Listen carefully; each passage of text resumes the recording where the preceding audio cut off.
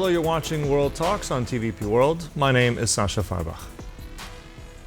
President Trump says he could meet with both Putin and Zelenskyy as soon as next week. But who's actually invited and what's really on the table? A rumored deal would freeze the current front lines, offer sanctions relief, and restart energy ties, with Europe possibly left out of the first round.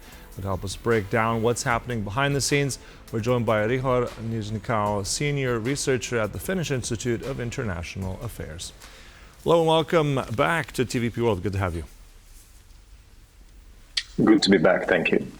Ryhor, looking at this deadline, it's today. It's that deadline that Trump has set to Putin.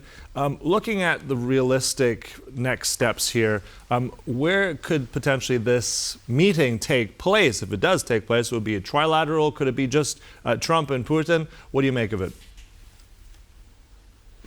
Well, I think the meeting will take place between Putin and Trump. Putin doesn't want anyone else. He wants to use the opportunity to have an ear of Donald Trump, and Trump wants to do the same. So I don't see anyone else on the sidelines of this meeting. Mm-hmm. But at the same time, I think it was just in the last few hours that Putin said he doesn't, in principle, mind that Zelenskyy is present. So, I mean, at this point, also the pressure from Europe, would that not imply also that Zelenskyy really and realistically should be present? Well, not during the meeting, obviously, and this is the format that has been discussed in May of this year, that basically Ukraine and potentially some other politicians can be in another room, but not really at the meeting. So this is a difference, that Trump meets Putin and then he meets whoever he wants to meet. All right. Putin doesn't mind that. And what about then the location of this? I mean, Trump has been quite partial to looking and being in the Middle East. If we're looking at his trips to the UAE and Saudi Arabia, where could this potential meeting then actually be? Where do you sense that? Well, Middle East is the most likely option, and actually Putin also said that UAE can be a good option. I wouldn't see also a problem with meeting in Turkey, but I mean, this meeting will have a huge geopolitical benefit to the country which hosts this meeting. So I guess there will be some competition between specifically countries of Middle East to hold it. Mm-hmm. And then also, if we're looking at these rumors of this deal, potentially this freezing of certain territorial areas, how viable is that and how realistic is that in terms of a peace mechanism and all this? Well, at the moment, it's not viable. I don't see that this meeting will be a breakthrough on ceasefire or peace, simply because the conditions, Trump offered a very generous condition in May of this year, and Russia did not agree. And to me, the main question remains, what has changed in Moscow's approach? And the answer is nothing. So to me, Putin is buying time, Trump is also buying time, and I don't see that this will lead to any substantive decision on Ukraine and the war. Mm-hmm. But nevertheless, I mean, if we look at the past few days, there's been an immense amount of pressure on both sides as well. What I mean by both sides is like also that nuclear pressure by Trump, as well as the economic pressure. So you don't think that this will end up in anything substantial in the next few days? No, because to me, if Trump wants to look tough now on Russia, and to me the question is that neither Russia nor China take his rhetoric as actually tough. So it's all about actions, and none of his actions were so far,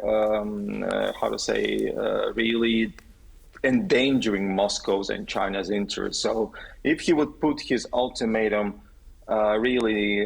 in act, and then say, well, now we can talk how to remove these tariffs, how to remove this new pressure, I would say, well, this is serious. So far, he's just buying time not to fulfill the ultimatum that he put weeks ago. Mm-hmm. Okay. Well, let's entertain the thought that something will come together. We don't know what, of course. This is an extremely precarious situation. But one of the things on the table would be potentially a rollback of sanctions, looking at energy ties. I mean, how politically realistic is any of that? It will be very difficult. And one main difficulty is that, let's say, if sanctions are removed, first of all, what will be the mechanism of control of Russia's political and military commitments on Ukraine, especially on the ceasefire line? Who will monitor it? Who will actually make sure that there will be basically no new contacts? There are no troops. Europeans cannot send anyone. Americans will not send anyone. So basically, this will be a political defeat for Donald Trump. I think this is the way. And the second big question is exactly about energy. So if we look very hypothetically that sanctions are removed, Russians are very interested in sanctions on financial institutions, obviously on energy. If we look just on energy, who will buy Russian oil in Europe, right? Europe just committed $500 billion of investment in the US energy. And will Europe be ready to remove sanctions for Trump's unknown plan? I don't know what they discussed between Trump and Europe and Trump and Moscow exactly. So there is a lot of ifs. So it looks like all this like tariff deals where countries commit to, and the EU Commission committed to basically plans that they cannot realize because they cannot guarantee a lot of things that they promise. Mm-hmm.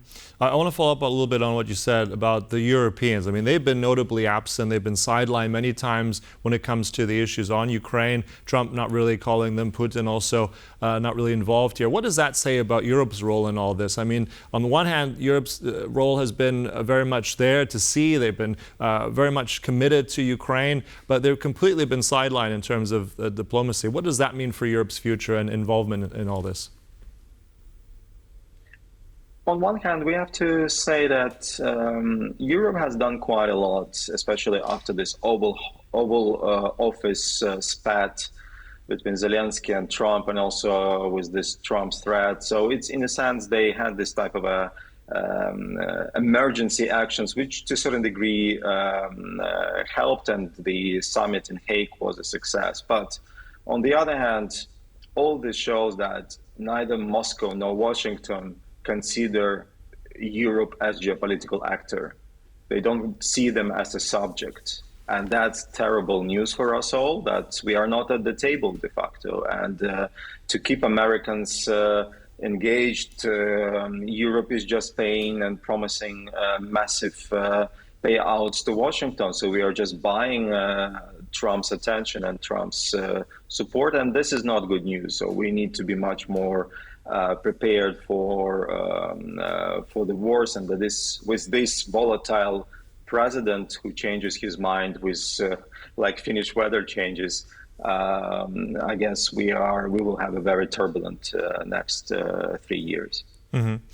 You mentioned the weather, also think turbulence and, let's say, cold temperatures. I'm thinking about this whole thing as a frozen conflict. That is one possibility. I mean, what would that mean, not just for Ukraine, but also the wider region, especially looking at NATO's eastern flank, Central and Eastern Europe?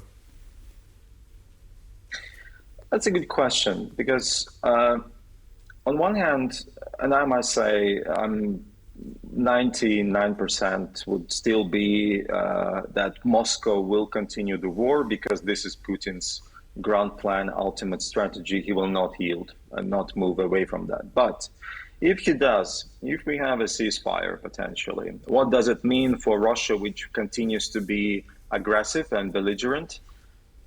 It means that it will have resources to project these troops and forces that has been fighting in Ukraine elsewhere. And that's the main danger, that we are not, we not really fully talk about that. So if we talk about divisions of troops, combat ready and combat tested, freed from Ukraine, they will be deployed elsewhere. And that's the danger. Mm-hmm. Yeah, and speaking of deployment, you touched on this earlier, that Europeans wouldn't be allowed necessarily in anything we've heard at this point to deploy any peacekeeping troops. I mean, what about that issue of security guarantees? I mean, rumors haven't really addressed that. We were talking about that some months ago. That has sort of disappeared. What do we make of security guarantees and the big question of NATO membership for Ukraine and all these areas? Well, that's, again, another story that, to me, the question has been We've been engaged to many in making plans which look great on paper but not realistic, because we know that all this Macron's plans, Starmer's plans on sending contingency to Ukraine, peacekeepers and so on, basically unrealistic unless Moscow gives basically a green light. And we are still in this situation.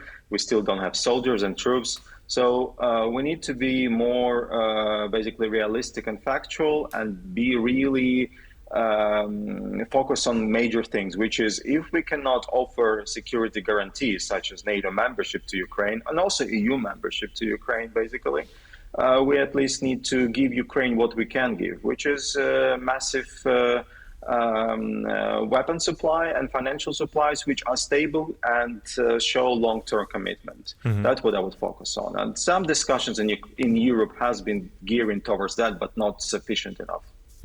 Just briefly at the end, I'm also wondering, I mean, if any sort of provisional agreement is finally then set up from a Ukrainian perspective, and if it does include essentially recognizing for Russia those occupied territories, what does that mean also for the Ukrainians? How will that be received politically and socially at home for them? If this story is very simple, which is we have peace in exchange for territories, Ukrainians will accept this. But the problem is that Ukrainians absolutely don't trust Russians, and they have a good reason for that. So they don't think that Russian war machinery will stop just because they will get these territories. So if Ukraine doesn't get anything, no security guarantees, and also will be any potential deal with Putin, again, I underline this, it's unrealistic. But if Trump yields to Putin and doesn't give anything in exchange to Ukraine, Ukraine will feel betrayed. So there's countless questions here, very precarious situation, and we'll see if history is made indeed in these next days and weeks, but we'll analyze it, of course, all the way. Look, thank you so much. We'll close it there. Ryhor Nizhnikau, appreciate your time. Thank you so much. And thank you for watching World Talks. But stay tuned, much more coming up right here on TVP World. Goodbye.